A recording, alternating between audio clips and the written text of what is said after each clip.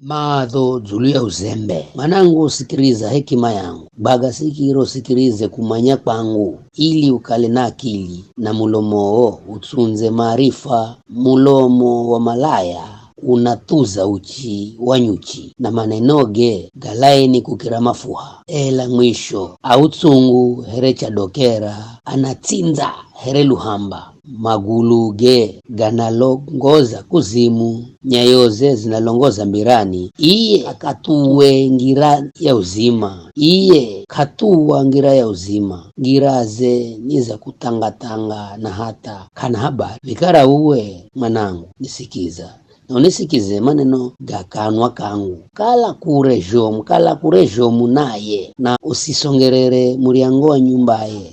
Size ukanonga heshimayo na kupata atuai ushahao miaka yoyose. Malizo zikahalwa ni ajeni na tuangine makari ya mavunoga kaziyo. Undiho kala uzafika mwisho wa maishago, undagula wakati mwiriyo undiho goma undahamba. Jonirijo tukirirwa kurekebishwa na nikivuria kakanwa sisikizire sauti ya alimu wangu. Hedu kubaga sikiro kusikiriza rea homa rio nifundisha nakala hehi na kwangira kahi za mashaka gosi, kahi za mutunganano wosi. Anwa mazi gabirikaro mwenye mazi galago kisimani pako, banoni uriche vidzuhoja pako vitsamuke kure, na vidzuhoja mazi vimwagike barabarani vijo na vikaleshako. Hakeyo sija uwe hamwenga na jeni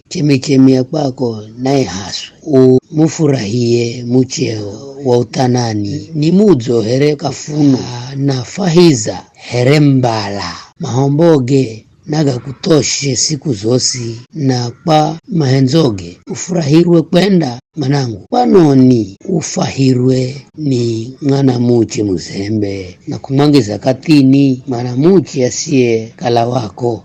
Bani ngira za mudamu ziluazu mbere za Bwana anachunguza ngira zozose.